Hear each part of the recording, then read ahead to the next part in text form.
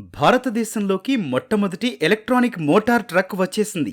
Battery మార్చుకునే టెక్నాలజీతో రూపొందించిన ఈ ట్రక్ను పూణేలోని చాకంలో లాంచ్ చేశారు.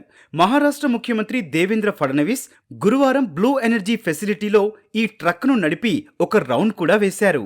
బ్యాటరీ స్వాపింగ్ టెక్నాలజీతో వచ్చిన ఈ ఎలక్ట్రానిక్ ట్రక్ సరసమైన ధరకే లభిస్తుంది. ముంబై పూణే హైవేపై బ్యాటరీ మార్పిడి స్టేషన్లు అభివృద్ధి చేస్తున్నట్లు ఫడ్నవీస్ తెలిపారు. దీంతో భారీ వాణిజ్య వాహనాలు సులభంగా బ్యాటరీని మార్చుకోవచ్చు. भारतातला अतिशय आधुनिक आणि पहिलं इलेक्ट्रिक ट्रक हा या ठिकाणी लॉन्च करण्यात आलेला आहे.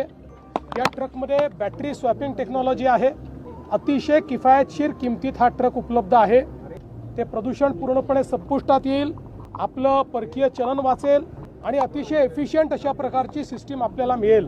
हा जो काही ट्रक या ठिकाणी तयार करण्यात आलेला आहे हा पूर्णपणे स्वदेशी बनावटीचा ट्रक आहे.